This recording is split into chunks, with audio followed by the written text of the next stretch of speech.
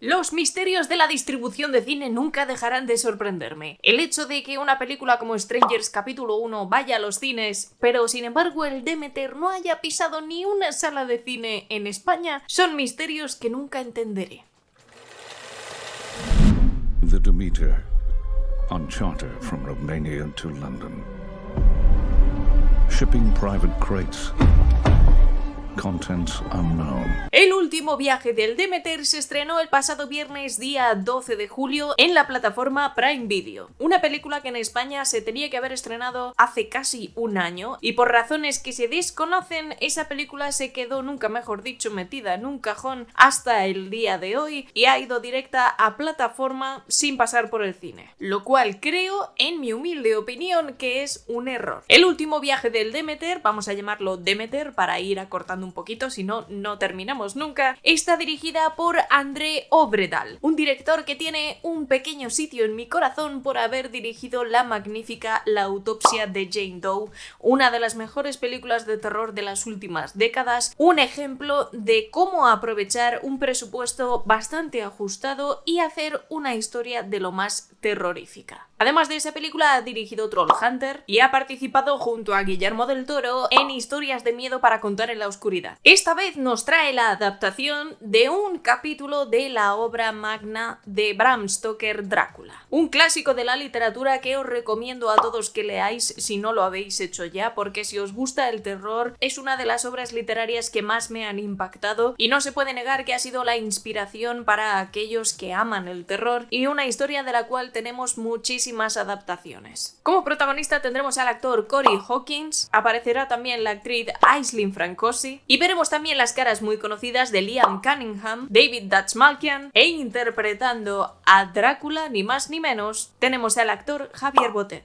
Esta cinta ha costado 45 millones de dólares y ha sido un fiasco, podríamos decir, porque ha conseguido recaudar la mitad de su presupuesto con bastantes malas cifras, sobre todo en el mercado internacional, donde no ha llegado a conseguir los 9 millones de dólares. Algo que también es difícil teniendo en cuenta que en España nos hemos quedado sin la oportunidad de verla en el cine. En este último viaje del Demeter vamos a tener exactamente eso. El relato del viaje que trajo a Drácula hasta Londres, pasando por todo el Mediterráneo. Hay mucha gente que, de manera acertada, ha comparado esta película con Alien, el octavo pasajero. El concepto es básicamente el mismo. Tenemos una localización muy limitada en la que, bueno, hay algo que va matando gente. No sé si se podría considerar como una referencia. Ese tema es un poco como el huevo y la gallina. ¿Qué fue antes? Técnicamente fue antes el libro de Bram Stoker. Así que podríamos decir que es el inicio de ese concepto de Alien, el octavo pasajero. Me ha sorprendido encontrarme con nombres de técnicos más que capaces y muy buenos, empezando por su director de fotografía. Tom Stearns es uno de los mejores directores de fotografía que podemos encontrar. Ha dirigido la fotografía en películas como Mystic River, Banderas de nuestros padres, Cartas desde Iwo Jima o El intercambio, entre otras. Esta es una cinta en la que efectivamente la iluminación es muy importante, porque queremos crear un ambiente terrorífico en este barco. Un ambiente que a mí me ha recordado un poco, no tanto a una película de terror puro, sino más a ese ambiente que se creó, por ejemplo, en Piratas del Caribe, en su primera entrega, donde teníamos ese toque de terror junto a los piratas zombies, o que puede recordar incluso a ese cortometraje de animación dirigido por David Fincher que vimos en la última temporada de Love, Death and Robots, que también tenía un concepto muy parecido al que tratamos aquí en Demeter. Para mí no ha sido una experiencia de terror como tal, sino más bien un relato de misterio y género fantástico, porque no me ha parecido aterradora, pero sí muy espectacular visualmente. Creo que quiere dar más esa sensación de espectáculo que una película de terror intimista. Para eso tenemos la nueva versión de Nosferatu que nos llega a final de año con Robert Eggers. Esto es algo diferente, es una película que se disfruta más, entretenida, en la que constantemente están ocurriendo cosas y donde vemos la evolución de un Drácula muy singular. singular. Tampoco se trata de una cinta que quiera poner hincapié en las interpretaciones,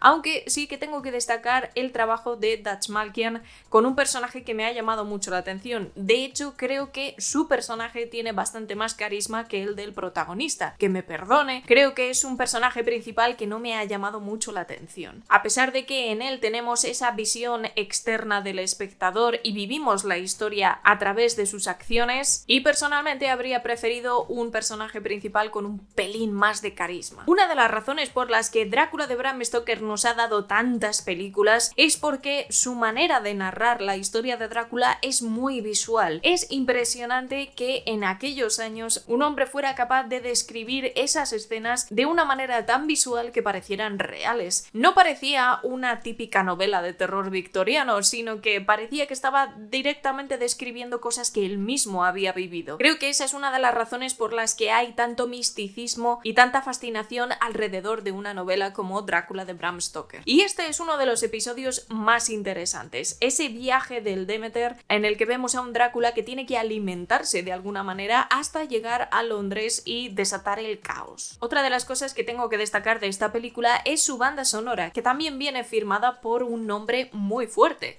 y es el de Bear McCreary, un hombre que trabaja tanto en cine como en videojuegos y nos ha dejado la banda sonora, por ejemplo, de las últimas entregas de God of War, entre otras, y también ha firmado la banda sonora, por ejemplo, de la serie Fundación y muchos otros trabajos donde ha conseguido unas bandas sonoras con mucha personalidad, y creo que este es un caso más de ese talento. En cuanto a los efectos visuales, tampoco le podemos pedir peras al olmo. Es verdad que está muy bien aprovechada, sobre todo esa primera etapa en la que vemos a un Drácula un poquito más flojete y que va cogiendo fuerza según avanzamos en el viaje. Detrás de este Drácula hay mucho trabajo de maquillaje, de hecho podemos ver algunos fragmentos de ese trabajo que hicieron en el actor Javier Botet, pero en cuanto a los efectos digitales no tiene mucha intención de parecer lo más realista posible. Las condiciones son limitadas y tampoco intenta ser extremadamente realista. Como digo, creo que no quiere ser una película de terror de estas que se quedan en tu mente durante años y años,